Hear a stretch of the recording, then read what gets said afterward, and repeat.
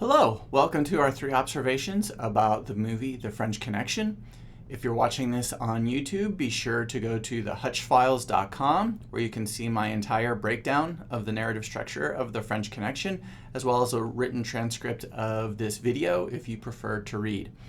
The French Connection is a classic cop thriller from 1971.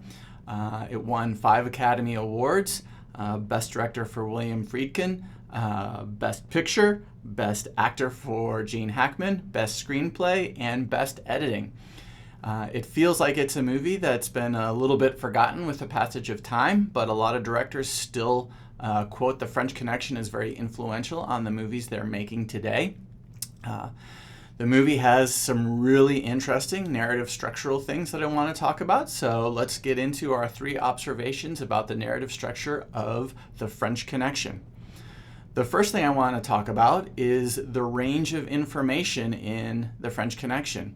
When we talk about range of information, what we're talking about is how freely we move about between the different characters in the film. We can generally have limited or unlimited range of information. If we're limited, we're usually pretty stuck with the protagonist. Whatever the protagonist sees, we see. Wherever they go, we go. We don't tend to jump around between characters. However, we can also have a more unlimited range of information where we can move from the protagonist to other characters to the antagonist. And what this does is it changes our alignment. Who are we with at any particular moment in the movie?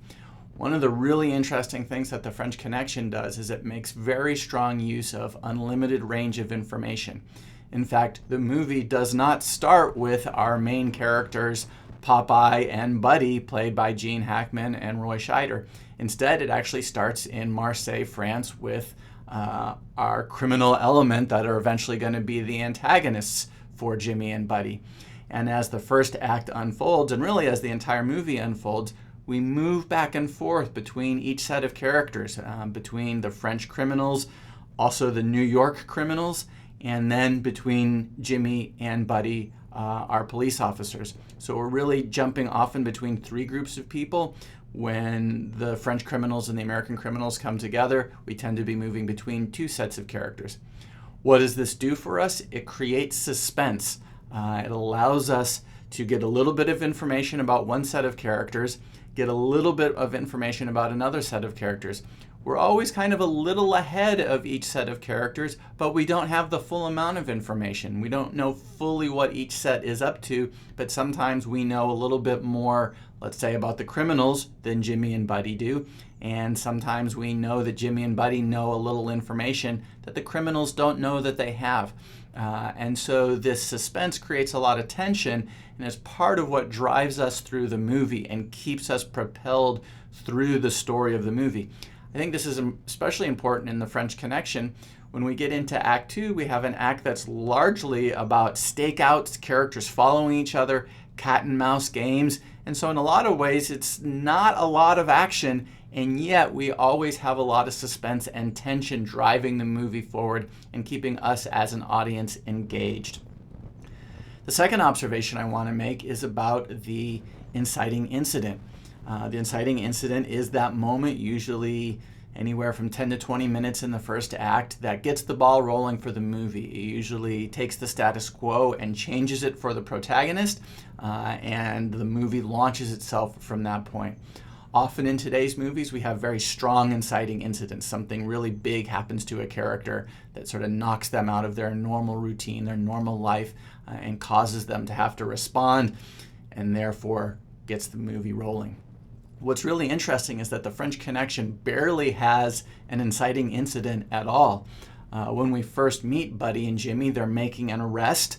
They basically chase down a guy, they arrest him. They accuse him of potentially murdering a police officer. It's a little unclear whether he confesses to having done it or not. But they feel pretty good about this arrest, and they go back to the police station. They've made the arrest. They're feeling pretty good. Once that's done, it's pretty late at night, and Popeye invites Buddy to go out for drinks. Buddy's not interested. It's been a long, tiring day. He just wants to go home. But Popeye convinces him just one drink. They kind of have some rude banter back and forth. And then we cut straight to a nightclub bar where they're having drinks. What's really interesting is as soon as we sort of pick up Popeye in the bar, we immediately realize he's casing the joint. He's looking out for people. He's looking out for suspicious people. He immediately sees a table with a bunch of well-dressed people. One of them happens to be Sal, who's going to end up being our main criminal element in New York that Popeye is eventually going to start following. But to the best of our knowledge, as we're watching this unfold, Popeye doesn't have any prior knowledge that there will be criminals there, or that there will be people of interest for him as a narcotics cop to go after. He goes, and it's just in his character to be looking out for suspicious things. And he sees this table, he sees these guys, he immediately gets a sense that there's something going on. And that becomes the inciting incident. He points them out to Buddy. He convinces Buddy to basically follow Sal that night, stake him out. And that's what gets the ball rolling. So it's really interesting. We don't necessarily need a really big inciting incident. And I think what's really compelling about this inciting incident is that it grows out of the character of Popeye. It's his sixth sense as a cop that allows him to kind of understand that maybe something suspicious is going on here and that it's going to be worth their time to follow up on. The third observation I want to make is about the Act 2 climax and its transition into Act 3, which I think is done very, very well. So as I mentioned a moment ago, as we go through Act 2, we have a lot of stakeouts, characters following one another. Our main French criminal, Alain, manages to give Popeye the slip, but we still have characters following him to Washington, D.C., where we get a little more information on this drug deal that's going to go down. But basically, Act 2 ends with Jimmy and Buddy not gathering enough information to convince their captain to keep them on the case. So at the end of Act 2, the captain basically fires them from the assignment and says, "You're done, you didn't get anything, time to move on." We then see Popeye walking home with a bag of groceries. That's kind of the only time we see him in any sort of personal life. It feels like everything is done. But then one of our bad guys, Pierre, tries to kill Popeye. And what we know, and Popeye and Buddy don't, is that Alain has talked to Pierre, and they are both worried about the presence of Popeye, and so Alain sort of orders that they get rid of Popeye.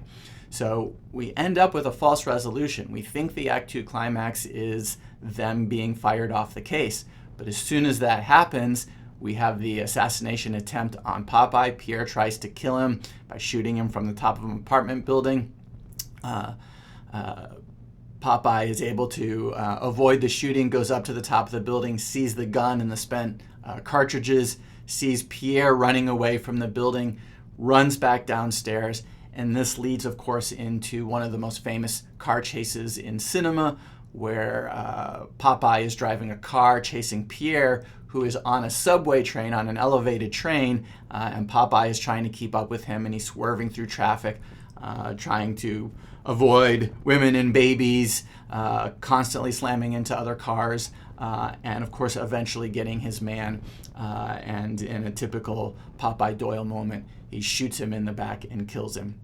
So what's interesting, I think, is two things. One is that we have a false climax, which I think can be really interesting for an audience. We think one thing's happened, and then immediately we get a reversal where, in this case, Pierre tries to kill Popeye. And then the other great thing is that we immediately flow into Act 3. We don't really need any setup at all for Act 3. They've been fired off the case because it doesn't seem like there's any drug deal. Clearly something's going on because someone's trying to kill Popeye, and the chase is immediately on, and we launch ourselves into Act 3. I do want to make one additional observation, and that is about the character of Popeye Doyle. I think for modern day audiences, he is incredibly anachronistic and problematic. I think a lot of people who are watching this movie might think, oh, okay, this is a movie from the early 70s and it's really just not politically correct. It doesn't, kind of comport itself to the standards that we expect from movies today. Popeye seems to be a racist. He's constantly using racist language. He uses racial slurs against almost every ethnic group you can imagine. And so it might feel like, hey, this is just a dated movie from the 70s. I think that would be a bit of a mistake. There might be a little bit of that in there, but I also think it's very purposeful that Popeye is not a good guy. He's not someone we're supposed to be rooting for. He exists in a very gray area where he sort of lives by his own rules, does his own thing, and he's not a good guy. Besides all the racial slurs he uses, he goes into an African-American bar, roughs patrons up using his power as a police officer, as a cop, to kind of get what he wants. He shoots one of the main suspects in the back. Later on, he shoots the FBI agent Moldering when he's trying to capture a land, and does it in a very, doesn't seem to care about where he's shooting. He's just after the bad guy. So I think Popeye Doyle is, he's not a good guy. I wouldn't exactly even call him an anti-hero, but I think he is supposed to be representative of a very problematic type of police officer. And I think this is true even for the movie in 1971. It might feel more like that today, but I think we need to give the movie credit that it wasn't just, anachronistic or, sort of showing what things were like in 71. I think the movie even in 71 understood that Popeye was doing a lot of things that were highly problematic for a character. So I think that's important to note about the movie as well. So those are my 3 observations about The French Connection. I hope you find them useful, both in understanding this movie and applying them to your thoughts about your own movies or other movies. Please make sure to follow me on the hutchfiles.com on Substack, where you can get email and newsletter updates every time I post a new breakdown or anytime I post anything else. So thanks for listening and watching.